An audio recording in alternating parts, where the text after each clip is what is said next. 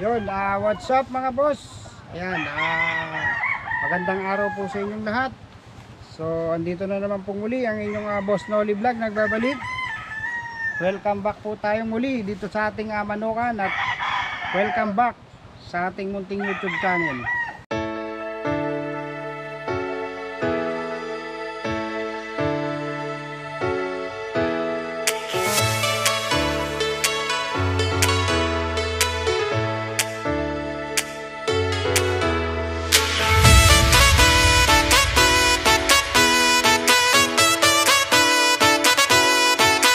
Yun, isang mapagpalang araw na naman po muli sa inyong lahat mga boss. Ayan, tayo ay namasyal na naman dito sa ating munting Manukan. Ayan, so gagawin natin dito dahil marami nag-i-inquire ng mga stag natin. So pupunta tayo rito para i-check natin yung mga pwede nating i-out na mga battle cross, yan, mga stag. So ito, pinili na natin yung medyo maayos. Ayan, kasi yung mga medyo alanganin, hindi na natin sila i-out para sa ating mga buyer. Dahil nga siyempre, pagka yung mga class B, yung mga reject, pansarili na lang natin yun. So yun na lang yung gagamitin natin para sa mga gagamitin natin sa gap results. So kailangan kasi mag-elimination tayo doon. So kinakailangan lumaban tayo. Yun kasi ang policy ng MBC gap result.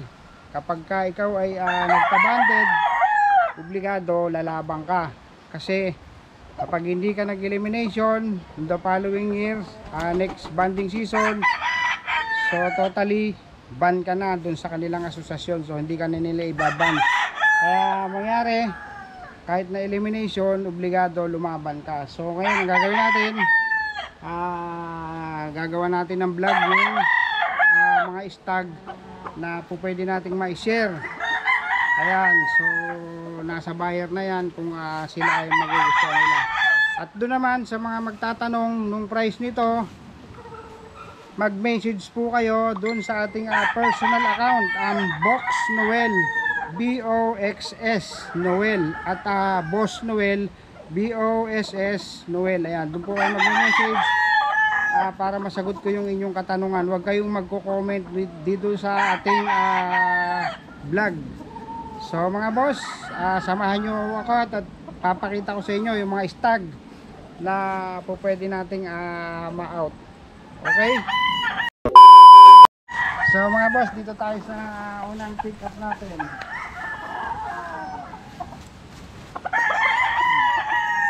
Ayan. So ito yung mga stag natin dito. Ang issue nito mga boss, gawa nga nung unang vlog natin, ay kulang sila sa buntot. Gawa nung siyempre dito bumagyo, ulan ng ulan, walang tigil ang ulan. So hindi sila makabuo ng kanilang buntot dahil lagi silang nababasa at sa damo. Naiiwanan sila sa damo, mataas yung damo, kaya yun, nangyari, nasisira. So ginawa natin, pinabunot natin. Ito po yung mga national banded natin. Ayan, tingnan nyo yung mga national banded natin. So mostly ang karamihan ng mga bloodline nito ay possum sweater. Ito po yung linyada ng Carol Nesmith. Ang mga magulang nito nanggaling mismo sa kaibigan ko na si Asbok, Boss Norman. Shoutout nga pala kay Boss Norman. So doon nanggaling yung parents nito.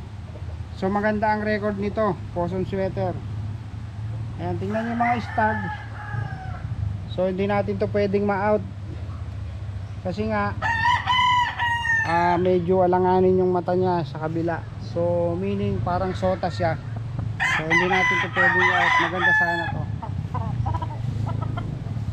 So mga boss, ito yung isa natin na stag na pwede natin ito. Pwede natin ma-share to kasi maigsi pa lang yung buntot pero kompleto naman.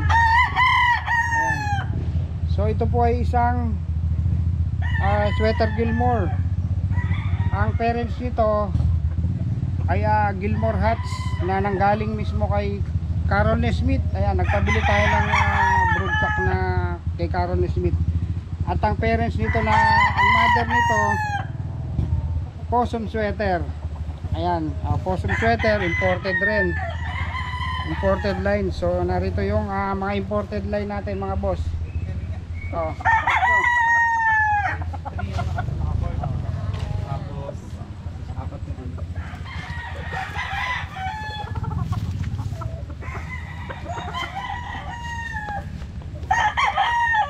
Ayan, medyo mid to high station. Ayan, so ito yung isang stag natin. Ito yung mga ganitong klase ng stag ko mga boss ay straight sweater. May infuse ito na 1/4 5K sweater ng red. Dahil ang tatay nito possum sweater over 5K sweater na 1 times winner. Nabulag yung tatay nito dahil nanalo siya. So binreed ko, ito na yung kanyang naging anak.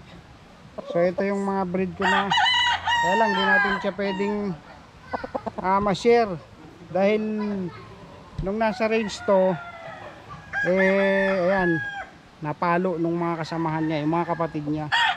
So sayang, gagamitin na lang nating pansarili, ilalaban natin.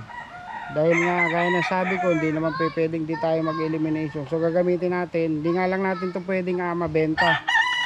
Ayan, pero nakakakita naman siya. Kaya lang may puti yung mata niya. Ayan o, high station. Gandang manok niyan.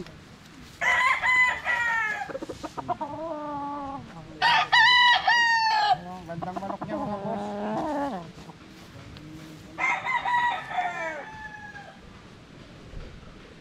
Yan, hindi natin pwedeng i-out.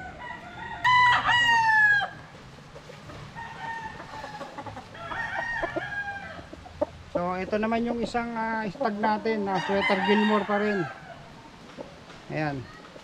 So ito naman may balat siya sa paa. Ayan mga boss, mayroong balat, may itim yung paa niya oh. May mapa sa paa. Sweater Gilmore. So ito, fit ito kung lalabang kayo ng derby. Kaya lang national banded dito. Ayan, national banded. WPC national banded. Ito fit talaga to para sa para sa stag derbies. Ayan, tingnan nyo mga boss.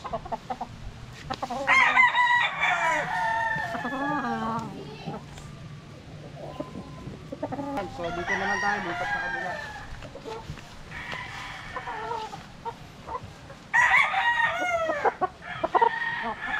So ito, meron tayong isang stag dito. Ito naman hindi siya masyadong malaki, mid station lang. Pero ang katawan nito parang kang humawak ng buko. Ayan, parang bola yung katawan. Ito ay fit pa rin to para sa stag derbies. Siguro ang timbang nito mga 1/8. Ayan. Ang bloodline naman nito is 20K Grand Kelso. Cross siya sa 5K sweater. Ayan mga boss, matured. Napakagandang manok nito.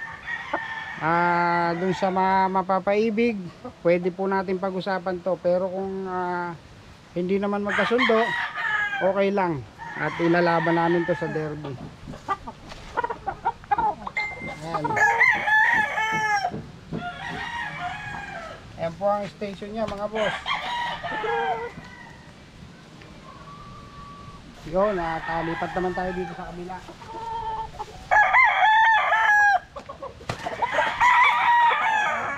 So narito naman yung ating gray. So ito yung ating signature line. Ang Jogod Gray, kaya lang ang cross nito 20K Grand Kelso. Ayan mga boss, ito ay national banded rin. Pero hindi natin to pwedeng ma-out. Bakit hindi natin pwedeng i-out?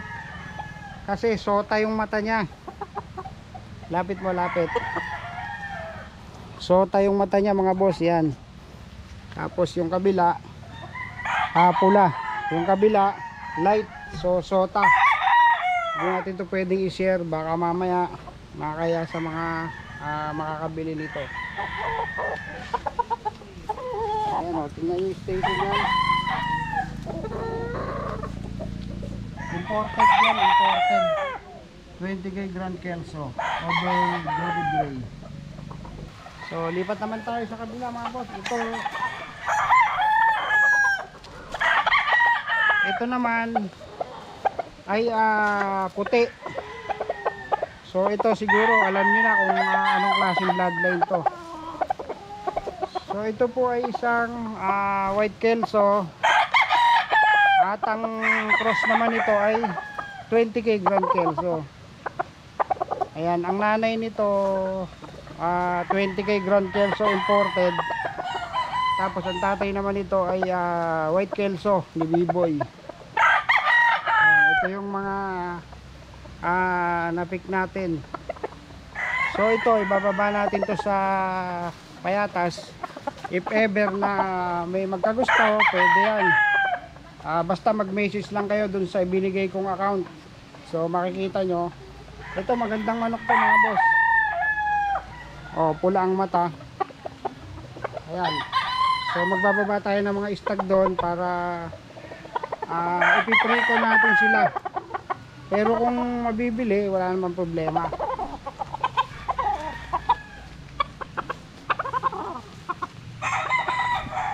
Ayan, white Kelso over 20K Kelso, straight Kelso. So dito na naman tayo sa so ito yung ating isang signature line pa rin. Ayan, ito yung isang signature line natin na Jody Gray over 20K Kelso.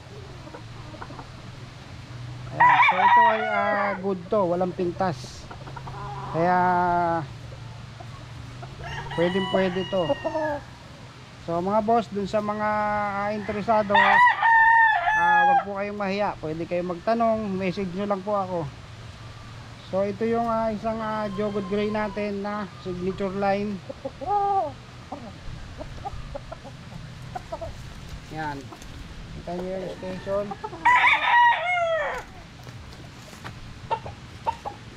So mga boss, ito may isa pa tayong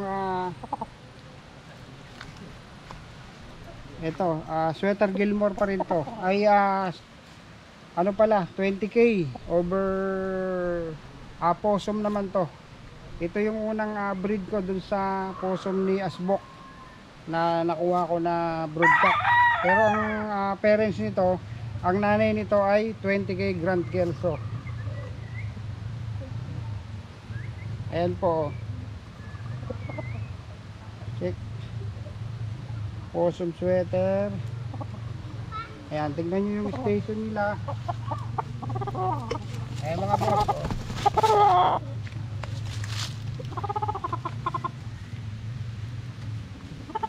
So mga boss, ito na yung pinakalas natin.